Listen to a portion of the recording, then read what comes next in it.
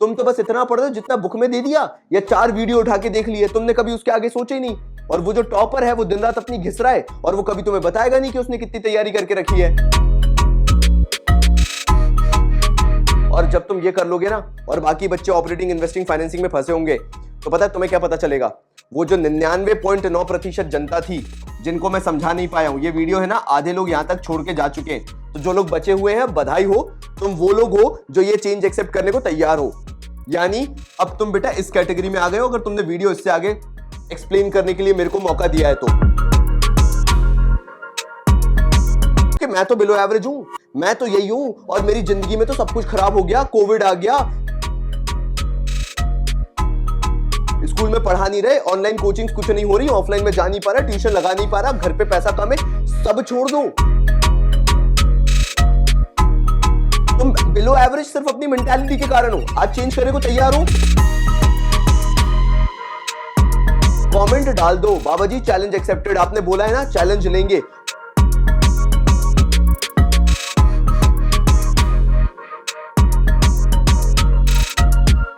मैं ना तुम्हें चैलेंज देने आया हूं और अगर चैलेंज एक्सेप्टेड है ना, क्योंकि देखो तुम्हारा अभी तक क्या मेंटालिटी रही है, हर चीज को अवॉइड करना। वीडियो देख लिया कमेंट नहीं करना है, वीडियो देख लिया वहां पे लाइक करने की कोई जरूरत नहीं है। तुम्हें क्या लगता है कि बेयर मिनिमम करने से सारी चीजें हो जाएंगी? नहीं, तुम एक कम्युनिटी हो, तुम्हारे अंदर ताकत है, अगर तुम इंटरैक्ट करोगे ना तो देखो तुम्हारी पावर क्या कर सकती है, जो यहाँ पे कर भी रही है।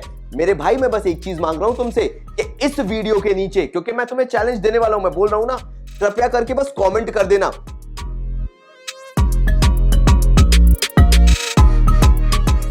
और फिर तुम देखना कि मैं तुम्हारे बिहेवियर में, तुम्हारे पैटर्न ऑफ स्टडी के अंदर कितना चेंज ला दूंगा। क्योंकि एक सच बताओ मेरे को, और अगर मैं गलत कह रहा हूं ना तो सीरियसली मुझे बताना कि मैं गलत कह रहा हूं। तुम्हारे पास पूरा कंटेंट है, आज के टाइम पे तुम्हारे पास फ्री इतने नोट्स पड़े हुए हैं, उसके बाद भी तुमसे चैप्टर्स नहीं बन रहे कैश फ्लो के। कारण पता है क्या है? क्योंकि तुमने हर एक रट्टाफिकेशन देख लिया कि भैया ऐसे ही तो होता है, पूरे भारत में ऐसे ही तो करवा रहे हैं, मैं कहां गलत जा रहा हूं, मेरे को कोई बताने को तैयार नहीं मैं क्यों गलत जा रहा हूं। मैं एवरेज स्टूडेंट क्यों हूं, मैं बिलो एवरेज स्टूडेंट क्यों हूं, आज भी टॉपर क्यों है और मैं जहां था वहीं क्यों हूं? ये डिफरेंस क्यों बना हुआ है? क्यों? मेरे पास मक्कारी के रीजन है, क्योंकि मैं बोलता हूं कि भाई कोविड आ गया है, क्योंकि मैं रोता रहता हूं कि मेरे पास भाई सिचुएशंस नहीं है, क्योंकि मेरे पास कोचिंग नहीं है, क्योंकि मेरे पास मम्मी पापा अटेंशन देने को नहीं। मेरे भाई ऐसा कुछ भी नहीं है।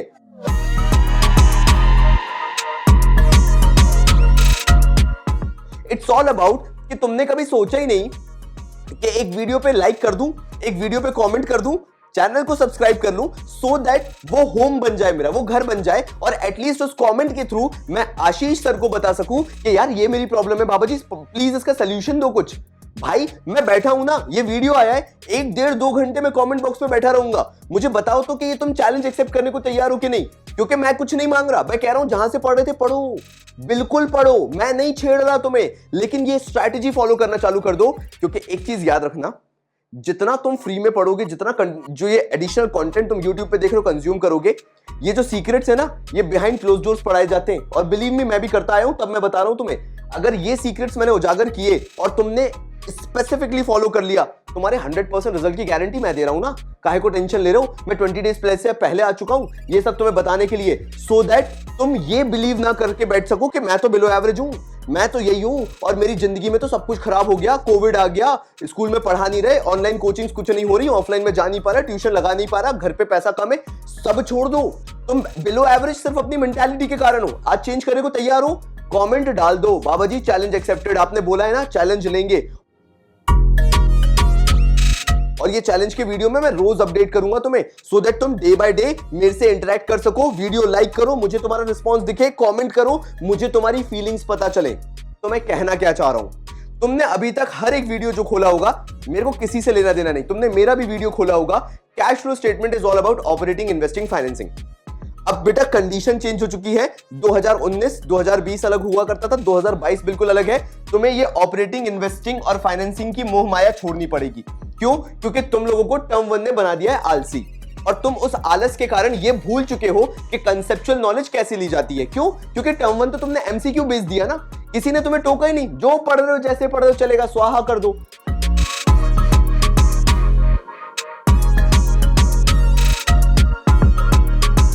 तो तुम्हें पता है अब क्या करना है? चैलेंज नंबर 1 जो आज मैं तुम्हें देने आया हूं, तुम ऑपरेटिंग इन्वेस्टिंग फाइनेंसिंग को रिप्लेस करने वाले हो।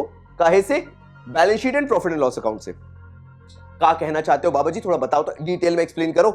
एक काम करियो, जो मैं चैलेंज दे रहा हूं ना बैलेंस शीट याद करने का और प्रॉफिट एंड लॉस समझने का, सिर्फ एक शुद्ध भाषा में चीज बोल के जा रहा हूं, इतना कर दियो मेरा दिल खुश हो जाएगा। बैलेंस शीट पूरी उठाओ, equity and liabilities, non current liabilities, current liabilities, फिर एसेट्स उठा लो, नॉन करंट एसेट्स और करंट एसेट्स। उसके बाद प्रॉफिट एंड लॉस अकाउंट उठा लो, जहां पे तुम्हें ग्रॉस प्रॉफिट निकालना पक्के तरीके से आता है और P&L अकाउंट के अंदर नेट प्रॉफिट निकालना पक्के तरीके से आता है, मतलब ट्रेडिंग P&L पूरा आता है। 11th की तुम्हारी बुक्स रखी होंगी ना, एक बार उठा के देख लेना उसे, बैड डेट्स वगैरह सब कुछ देख मारना एक बार, जो विद एडजस्टमेंट वाला था, सोल प्रोप्राइटरशिप के फाइनेंशियल स्टेटमेंट्स वाला, पूरा उठा के देखो। ग्रॉस प्रॉफिट नेट प्रॉफिट कैसे निकलता है वो पूरा सीखो, उसके अंदर कॉस्ट ऑफ गुड्स सोल्ड का क्या फॉर्मूला होता था, नेट सेल्स का क्या फॉर्मूला होता था, सारी चीजें डिटेल में जाके सीख लो। और जब तुम वो सारी चीजें सीख लो, तुम्हारे दिमाग में भर जाए यार बाबा जी ने बोला था, मैं तो वही अप्रोच रखूंगा। अगर कोई मुझसे पूछेगा कैश फ्लो के अंदर क्या होता है, ऑपरेटिंग, इन्वेस्टिंग, फाइनेंसिंग, तुम आंसर दोगे ना भैया ना, ऑपरेटिंग, इन्वेस्टिंग, फाइनेंसिंग नहीं होता। कैश फ्लो स्टेटमेंट चमत्कार है सिर्फ इन चीजों का। एक बैलेंस शीट पूरी आनी चाहिए, वो भी लेटेस्ट वाली, और दूसरा प्रॉफिट एंड लॉस अकाउंट तुम्हें आना चाहिए, जो कि तुमने क्लास 11th में पढ़ा हुआ है। अगर तुम्हें दोनों आते हैं तो उसके अलावा तुम्हें कुछ नहीं करना है।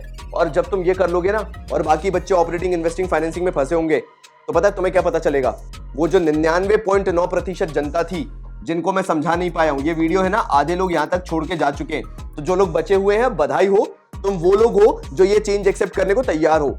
यानी अब तुम बेटा इस कैटेगरी में आ गए हो, अगर तुमने वीडियो इससे आगे एक्सप्लेन करने के लिए मेरे को मौका दिया है तो ये वाली कैटेगरी वाले हो। जब ये गरीब होंगे बेटा, याद रखना जिंदगी इतनी अच्छी नहीं है, और कॉमर्स पढ़ रहे हो तुम, इकोनॉमिक्स पढ़ रहे हो, बिजनेस स्टडीज पढ़ रहे हो, जब पहले दिन से ही तुम्हारे दिमाग में बिजनेस यानी धंधा बिठाया जा रहा है, तो तुम अगर उस नॉलेज के हिसाब से नॉलेज नहीं लोगे ना, तो तुम कभी भी ये 0.51% नहीं बन पाओगे। तो मैं तुम्हें 99.9% के ब्रैकेट से निकाल के लेके आ चुका हूं। जब मैंने तुम्हें बोला चेंज एक्सेप्ट करो, पूरा ऑपरेटिंग, इन्वेस्टिंग, फाइनेंसिंग भूल जाओ, पहले बैलेंस शीट पढ़ो, पहले P&L पढ़ो, उसके बाद तुम्हें ऑटोमेटिकली सारी चीजें बैलेंस शीट में से उचकते हुए दिखेंगी। अरे भैया ये तो फाइनेंसिंग का होता है, अच्छा यही तो होता है इन्वेस्टिंग का, अच्छा ऑपरेटिंग के अंदर ये होता था, तो तुम आ गए 0.1 कैटेगरी में, तो वेलकम, सबसे पहले तो बधाई हो। नाउ आखिर इसके बेनिफिट क्या होंगे, तुम ये भी तो पूछोगे कि बाबा जी ठीक है आपने बता दिया, मैंने मान लिया, लेकिन आप ये बताओ कि कैश फ्लो के बाहर अगर ये चीज मेरे को फायदा करे तो मैं इसको करूं।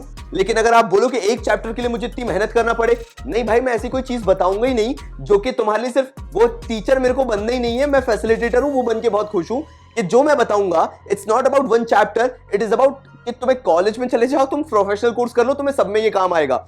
क्यों बोल रहा हूं, क्योंकि अगर तुम्हें बैलेंस शीट आती है और अगर तुम्हें प्रॉफिट निकालना आता है, नेट प्रॉफिट वगैरह, तो पहली चीज तो तुम्हारे रेशियोज बहुत स्ट्रांग हो गए। तो जब तुम अकाउंट्स का प्रोजेक्ट सबमिट कर रहे होगे और तुम्हारा वाइवा हो रहा होगा, इवन हो गया होगा, तो तुम्हें पता होगा how important it is for you to know about the balance sheet. तुम्हें कितना डिटेल में आना जरूरी है, तुम्हें ये पता होना जरूरी है। तो तुम्हारे वाइवा के लिए तुम्हें अलग से प्रेशर नहीं लेना पड़ेगा कि मेरे को फिर से तैयारी करनी है। पहला पॉइंट तो मेरा ये हो गया।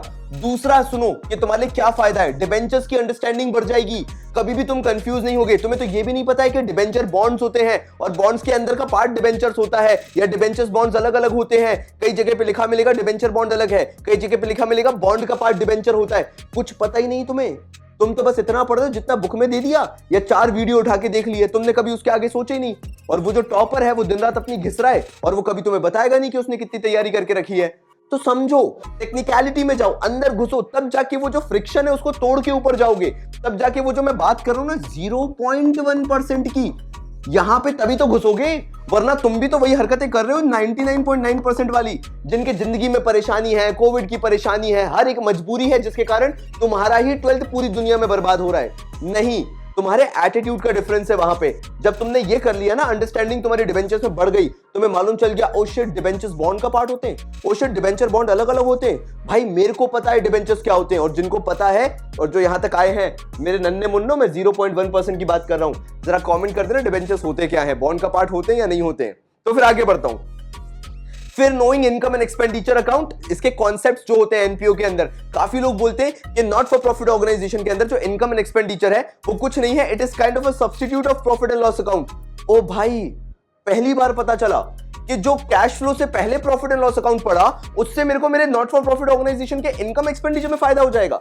मेरे को ये पता लगना चालू हो जाएगा कि क्या फायदा होता है, क्या नुकसान होता है, क्या खर्चा होता है, क्या इनकम होती है। तो मेरे को 10 बार नहीं सोचना पड़ेगा एनपीओ में कि इसको मैं इनकम एक्सपेंडिचर में लूं या ना लूं, कहीं गलती से वो एसेट तो नहीं हो जाएगा, कहीं गलती से वो लायबिलिटीज तो नहीं हो जाएगा। ये क्लैरिटी है ना, ये सिर्फ तुम्हें तुम्हारा P&L और बैलेंस शीट ही दे सकता है। और उसके बाद मेरे भाइयों, understanding partnership death and dissolution, उसके अंदर भी डेबिट क्रेडिट है, उसके अंदर भी पार्टनर्स कैपिटल अकाउंट है, नहीं है तो एटलीस्ट लोन तो बनाना पड़ेगा, एग्जीक्यूटर का लोन अकाउंट, या चलो डिसोल्यूशन ले लेते हैं, उसके अंदर भी तो तुम्हें बताना पड़ेगा कितना खर्चा हुआ और कितनी इनकम हुई है, कितना पैसा रियलाइज हुआ है और कितना खर्चा देना पड़ा है, कितना पेमेंट करना पड़ा है, वो कौन तुम्हें बताएगा। अब जब इतना कर लोगे ना तो ये एक बहुत छोटा सा टारगेट है जो तुमने अचीव किया है अपनी मेंटालिटी को चेंज करने के लिए। सिर्फ तुम्हारी यहां पे मैंने मेंटालिटी चेंज की है इतना करने के बाद, ये 30 डेज स्ट्रैटेजी के अंदर।